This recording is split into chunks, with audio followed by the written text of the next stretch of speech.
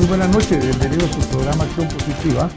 Muchas gracias por acompañarnos como siempre.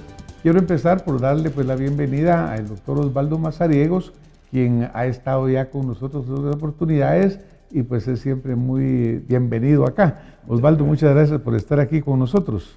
Te agradezco mucho y agradezco mucho a los estimados televidentes y a los radioescuchas, porque creo que el tema que vamos a tratar esta noche es importante y muy extenso también.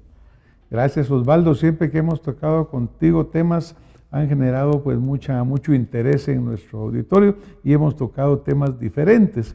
Pero hoy yo quiero leerte algo acá que tiene mucho que ver con lo que está pasando en Guatemala, en el mundo, y lo ejemplifica este párrafo que te leo, y se llama Psicopatología del Poder Político, parte 1. Esto fue escrito el 13 de marzo del 2017 por Saida Alicia Yado Castillo. Es una periodista y ella dice: al ver tantos excesos, arrogancia, corrupción e impunidad todos los días relacionados con personajes de la vida pública, tanto en mi país como en el mundo, en donde hoy aparentemente pensamos que ya está todo escrito o dicho en materia de vanidades, egocentrismos, ilegalidad, corrupción o degradación de los personajes con poder, sea cual sea el espacio donde operen, mañana sale un golpe mediático nuevo que nos deja con la boca abierta, lo que me obliga a retomar un tema en el que ya hemos reflexionado: la psicopatología del poder y la psicopatología de los políticos. La vez pasada que estuvimos hablando contigo, pues tocamos un poco el tema, sí, pero nos quedamos cortos porque es tan extenso.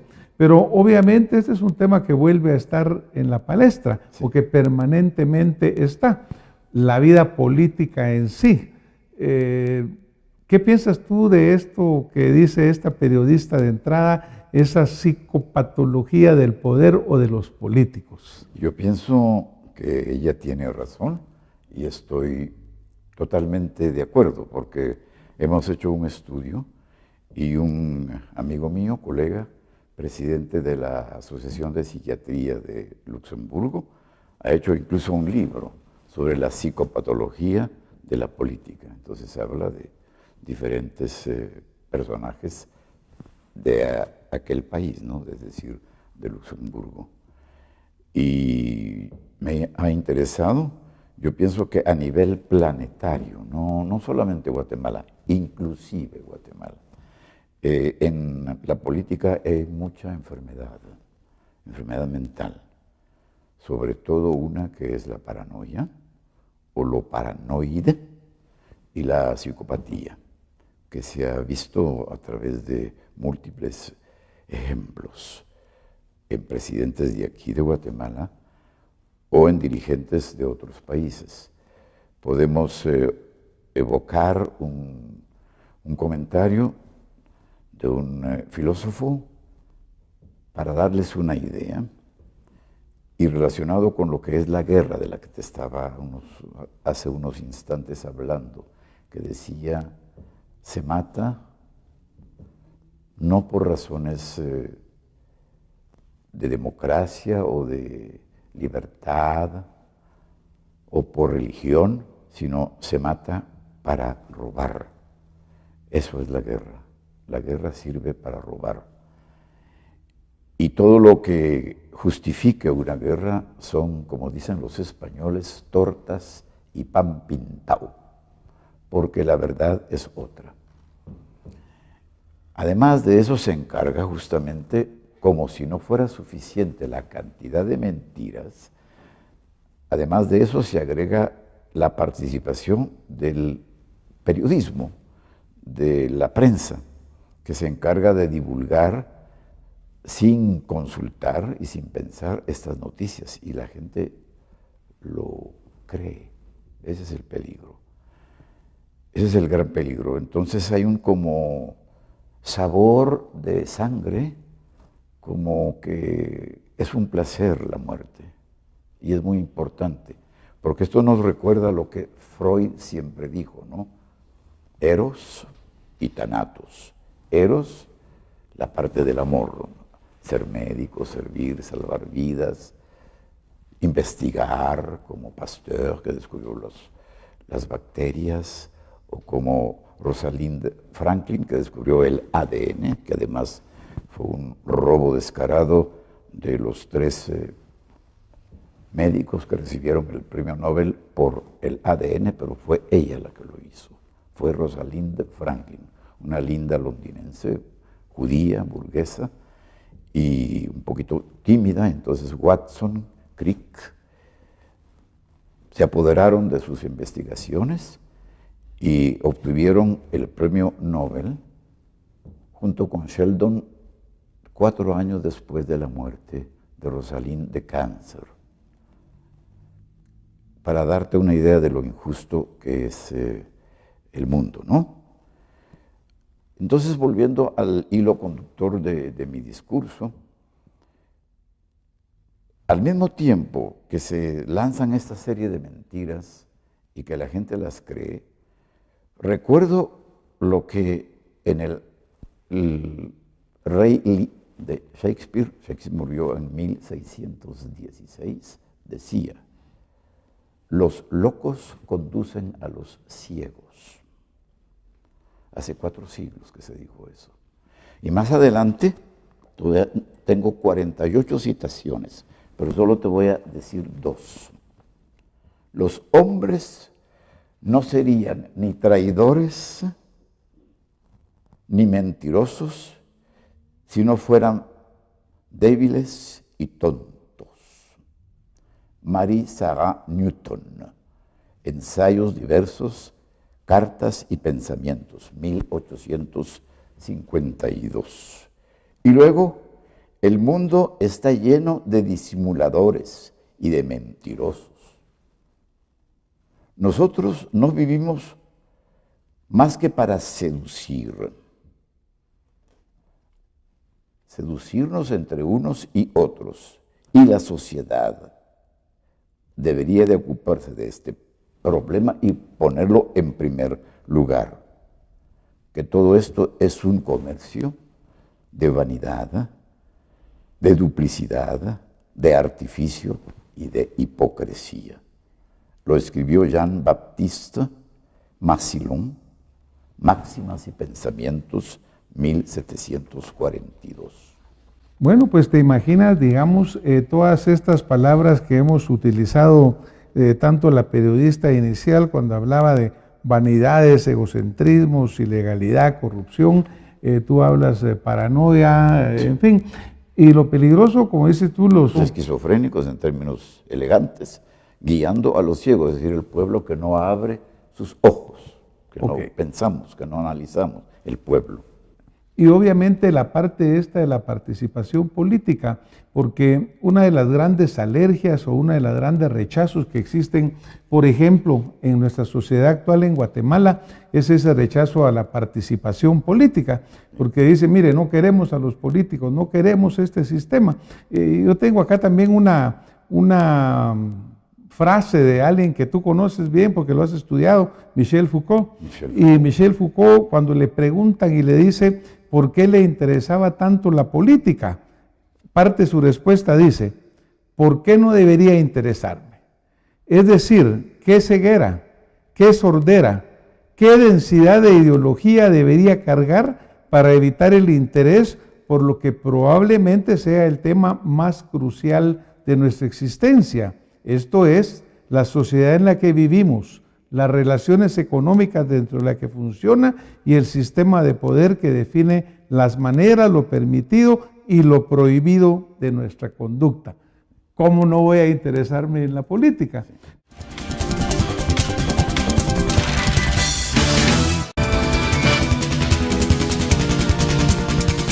¿Cómo no voy a interesarme en la política? Pero obviamente, desafortunadamente, caemos repetidamente a lo largo en la historia en manos de todos estos esquizofrénicos que en alguna forma u otra terminan guiando a los pueblos por caminos terribles. Sí. Ya hemos hablado de líderes como Hitler, Mussolini, etcétera, que me gustaría que profundizaras un poquito en el papel de gentes como ellos Sí, con mucho en gusto. estas situaciones. Sí, con mucho gusto. Por ejemplo, Hitler es un caso muy ejemplar porque era un fracasado, quiso ser pintor y fue rechazado por la Academia de Artes de Viena. Luego quiso ser militar de carrera y apenas pudo llegar a cabo. Lo único que tenía era una capacidad oratoria, porque era un excelente orador y además, como tenía cierta capacidad para el arte, recibió cursos de arte dramático y entonces aprendió a hablar y yo diría casi a hipnotizar al público, porque hay muy poca gente que tenga esa capacidad. Aunque una persona no hable alemán, se siente atraído por el estilo que este individuo utilizaba. Y toda la escenografía que montaba alrededor, sí. las marchas en la noche, las emblemas, las insignias, Todo, ¿no? todo. Para prácticamente hipnotizar a su audiencia. Lo hacía, sí, todo planificado. Él se veía, su fotógrafo estudiaba sus posturas, estudiaba su manera, era casi una actuación teatral. Pero su pasado fue muy duro porque, por un lado, se quedó huérfano y entonces le dieron una pensión de orfelino, el gobierno de donde él venía, porque él no era exactamente alemán. Entonces los austríacos le propiciaron esta ayuda de orfelino, pero se enfermó de varias enfermedades graves, una de ellas una enfermedad cerebral. Entonces se pretende que quizá esto haya provocado alguna lesión cerebral en él. No se puede asegurar porque no se le hizo nunca un examen, pero sufrió de encefalitis, Hitler. Luego tuvo tuberculosis, y luego tuvo difteria, la enfermedad de Waldo, porque era un perrito que se llamaba Waldo, que transmitía o transmitió en esa época la difteria. Entonces era un ente enfermo física y seguramente por todos los traumatismos de su condición de orfelino y sus frustraciones como querer ser militar de carrera y querer ser artista de primera, todo eso le provocó en él una enfermedad que era la paranoia. Eso es un caso muy ejemplar. Y llevó, que es lo peor, a todo un pueblo hacia una guerra, y que corresponde a lo que estamos diciendo, la ambición del poder, porque hay que decirte una cosa muy importante.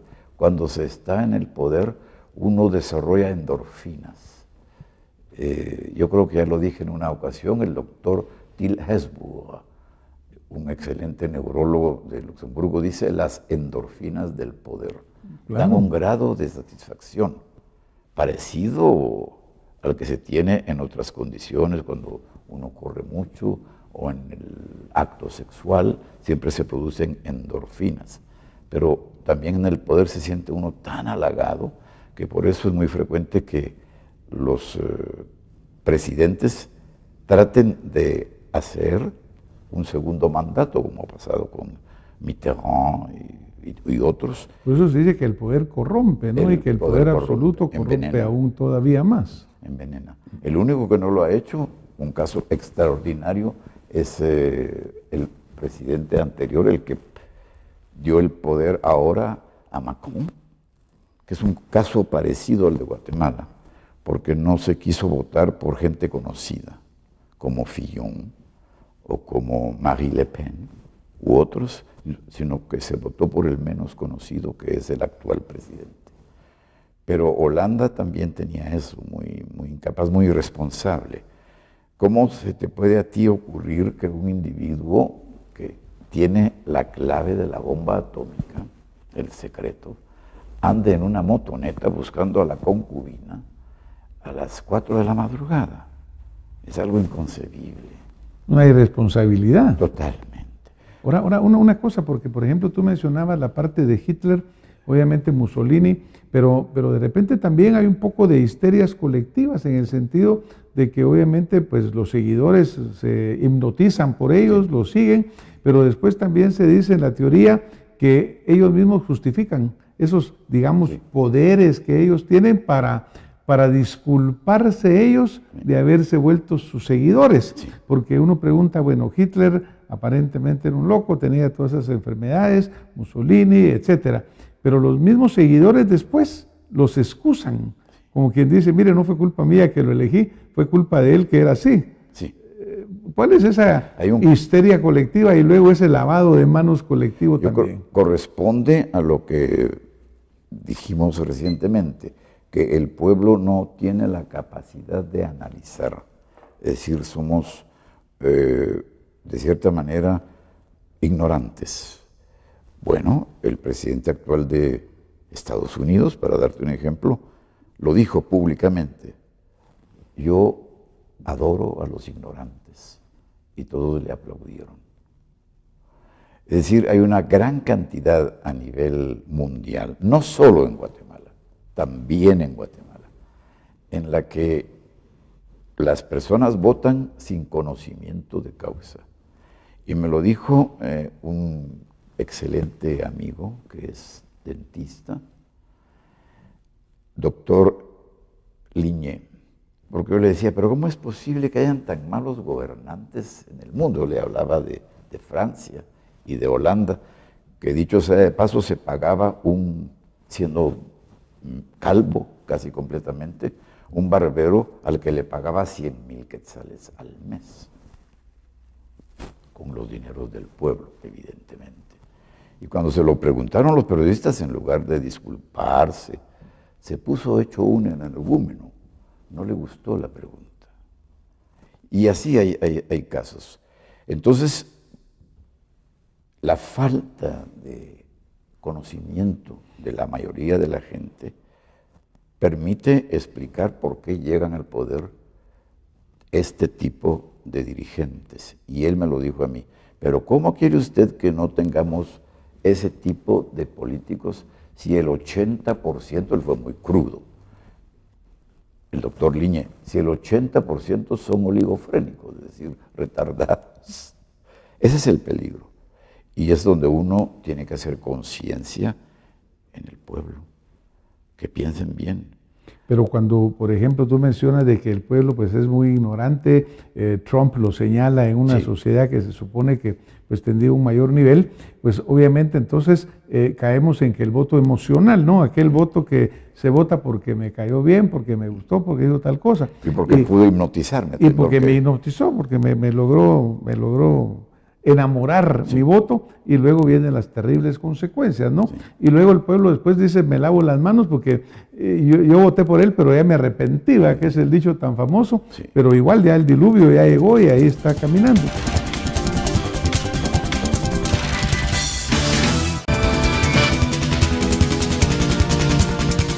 Y luego el pueblo después dice, me lavo las manos porque yo voté por él, pero ya me arrepentí, ¿verdad? Que es el dicho tan famoso, pero igual ya el diluvio ya llegó y ahí está caminando.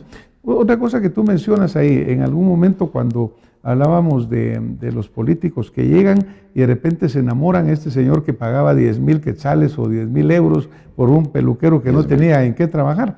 ¿Por qué será ese enamoramiento con los fondos públicos y que llegan a causar esa tremenda corrupción? Porque también la corrupción se asocia con esa psicopatología del poder. Se les olvida que el dinero no es de ellos, sino que lo asumen como que es propio. ¿Cómo funciona esto? A través de ese sentimiento de irresponsabilidad, de enorme satisfacción de estar rodeado siempre de innumerable cantidad de gente que los protege, de estar rodeado de gente muy importante. Todo eso da una satisfacción al ego. Y si hay alguna tendencia de tipo esquizoide y sobre todo paranoide, claro, se comprende perfectamente en todas partes, no solamente aquí, aquí también. Yo te hablaba de un gobernante, de Mozalbete, ya soñaba con que su nombre se escribiera por todas partes y me lo dijo a mí personalmente. Hebillas, en los autobuses, que su nombre se leyese, y llegó a ser presidente. Una tremenda egolatría, Una egolatría, sí, casi una tendencia paranoide, que se hablase de él día y noche, como se hablan de como ahora se habla de Macron día y noche.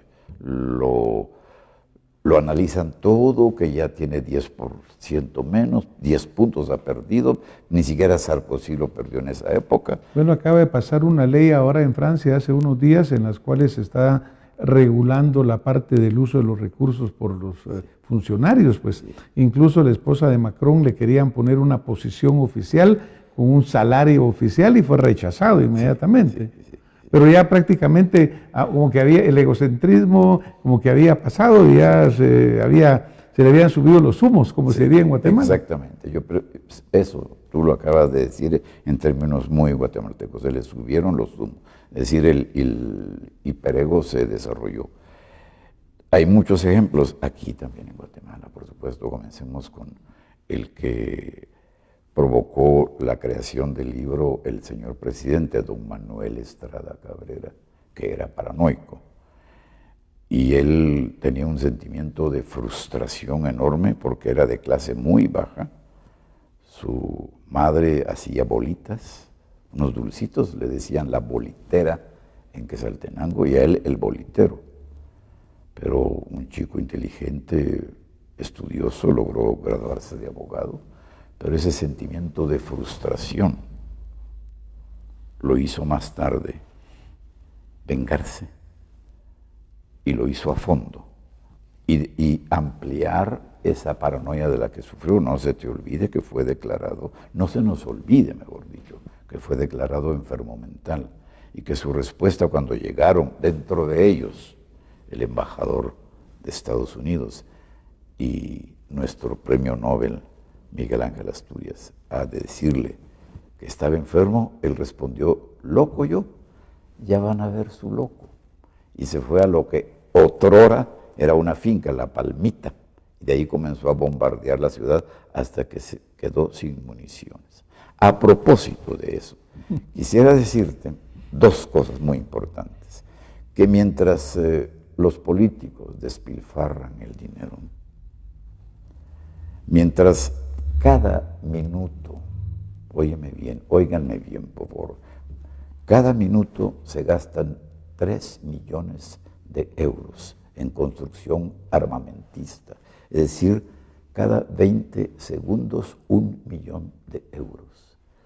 En ese minuto mueren 10 niños de hambre, el famoso síndrome de pluricarencia infantil de nuestro profesor Monzón Malice, don Carlos Monzón Malice, que dicho sea de paso, hizo una película preciosa que se llama Ángeles con hambre, que ganó un premio en el Festival de Cannes, premio científico. Entonces, es contradictorio. Eso yo lo llamo esquizofrenógeno, porque por un lado recibes un mensaje de indiferencia ante la muerte de niños, y por otro lado se despilfarra, imagínate, 3 millones por minuto. Y eso lo vemos en la sociedad constantemente. Ahora, una pregunta rápida, no vamos a tener que ir terminando esto aquí, desafortunadamente está muy interesante, Osvaldo, pero el tiempo va corriendo. Sí, lástima. Ante todo ese espectáculo, eso que se está dando, una pregunta así al grano: ¿sería recomendable hacer un examen clínico a todos estos candidatos que quieran optar a cargos públicos para reconocer tendencias esquizofrénicas, paranoides? Primero, no sé si es permitido, pero sería bueno. Sería bueno, sería una excelente idea, y el sexólogo y que practicaba con Francisco McDonald, nuestro colega que en paz descansa, Felipe Carrera Damas de Venezuela, propuso en su país que a los candidatos se les hiciera un examen sexual, porque decía que muchos traumatismos de la sexualidad provocaban problemas en los políticos. O sea que esta idea ya ha sido planteada otrora. Y sería una idea excepcional y buena para tener cierto grado de seguridad, porque los políticos son personas proclives, peso mis palabras, a la enfermedad mental, entre otras la paranoia y la psicopatía. Había otro caso aquí, hay un montón, yo tengo un libro, este libro que se llama Los presidentes de Guatemala, de Gaitán. Otro presidente, yo vi a la señorita, a la víctima, digámoslo así, ella muy linda, talante muy hermoso y un físico agradable, atractivo, tenía un instituto de belleza y publicó en la prensa este anuncio y al poco tiempo recibió la visita de los trabajadores o los servidores del presidente, llamándola a palacio, y fue. Y lo que quería él es tener relaciones sexuales con la señorita. Ella lloró, se puso muy mal, y creo que le entró cierto grado de piedad a este presidente y le regaló 5,000 quetzales de la época, que era bastante dinero, y se fue. Y eso me lo contó a mí, porque yo la tuve de paciente. Tuviste que tratarla porque Sí. obviamente le causó un trauma muy importante, ¿no? Sí. Pero obviamente ahí lo que denota es esa pérdida de la realidad de un funcionario que se siente superior a la ley. Pues siempre se dice que hay tantos sobalevas, como decimos acá, que les van ensalzando constantemente. Usted es una maravilla, usted lo sabe todo. Como hay tantas gentes que miran este programa afortunadamente y alguno que otro funcionario, ¿qué consejo le darías a los funcionarios actualmente en relación con esa no pérdida de la realidad? El consejo que yo me permitiría de sugerir con todo respeto es el de estar conscientes de esto y de tener mucho cuidado, porque sí hay gente que lo ha tomado en cuenta. Por ejemplo, Juan José Arévalo fue un presidente digno que no robó y todavía se le veía después de ser presidente y de haber tenido que salir caminando por las calles sin guardaespaldas y con su melón o su papaya bajo el brazo.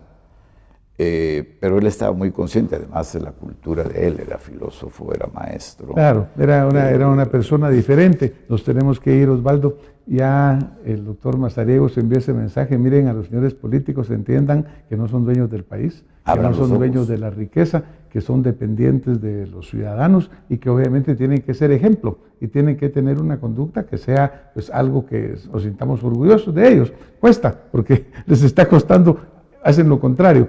Osvaldo, hoy nos tenemos que ir. Muy buenas noches a ti por habernos acompañado y a ustedes pues muchas gracias y que estos mensajes del doctor caigan en tierra fecunda para que Guatemala tenga un país en el cual los funcionarios sean respetuosos y en el mundo también. Muy buenas noches. Nos vemos la próxima semana con más acción positiva.